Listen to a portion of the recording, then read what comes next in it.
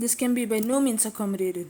Joshua sighed irritably as he watched his hiking group's head professor, aka the great Mr. Hawkins, yell at the owner of the hotel the group were to stay in. What do you think the members are? A bunch of horses to be put in the same room? Ha, that makes no sense whatsoever. Joshua thought as he turned his head away. We're sorry, sir, but one room is all we have at the moment. The poor man stuttered.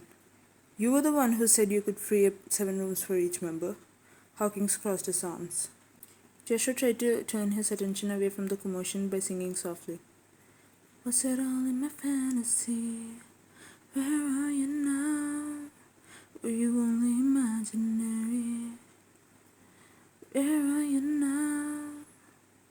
Atlantis, under the sea, under the sea. Where are you now? Another dream. The monster's running wild inside of. His words came to an abrupt pause as he concentrated his gaze on the lounge window. Something appeared on it and then faded away.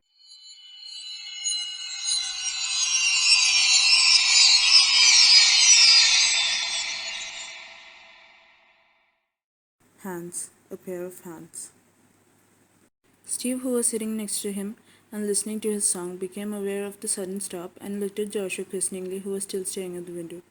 What's wrong, Josh? He asked, perplexed. I saw something there. Let me guess, a pretty girl? Steve said, putting his hand on Joshua's shoulder. What? No. Joshua slapped his hands off. Then? Hands. Joshua replied as if in a daze. What? A pair of hands. Steve took Joshua's hands and looked at them. You do have hands, huh? Josh looked at him confused. Huh? Why are you talking as if you've never seen hands before? Steve half laughed and half yelled. I have hands, you do, and so does Patrice. What's the big deal? No, Joshua said, exasperated. It was like, in winter, if we blow on the glass, there's a slight mist and we can keep our hands on it. Like we did when we went to Hokkaido in winter. There was no one on the other side of the glass, only hands. Steve placed his hand on Joshua's head. No fever. Too much heat, perhaps? Maybe you've been in the sun for too long, you're starting to see illusions. It wasn't an illusion, Joshua protested. Nick was sitting next to Steve and turned their direction. What? Josh is seeing things.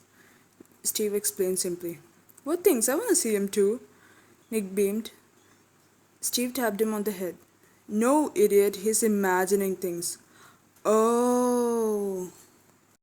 He shouldn't stay in the sun too much, Steve joked, and they both started laughing. Joshua turned away pissed off. Why did I even tell it to them? He then looked at Hawkins, who was still arguing. Annoying. This time I should have seen those hands. It would have shut him up immediately. Joshua sighed. Maybe Steve was right. He was probably too tired from the heat. He rubbed his forehead. Just then one of the hotel staff turned up. Sir, we have 3 rooms emptied now. Would that be okay? She inquired. The owner turned to Hawkins. He nodded. Fine, I suppose 2 could share a room, he said, still not fully satisfied. Finally, Joshua mumbled almost inaudibly. Their leader, Mark, looked at him. I'm tired. Can we go to the room already? Joshua said. Yeah, I'm tired too and I want a shower. Patrice agreed. Mark looked at Hawkins, who nodded. Yeah, you may go. Decide between yourselves about sharing a room. Everyone got up and walked out. Joshua was the last one to go. He took one last glance at the glass. No smudge, no fingerprints, nothing. Yet he was sure they were there earlier. He sighed and went out.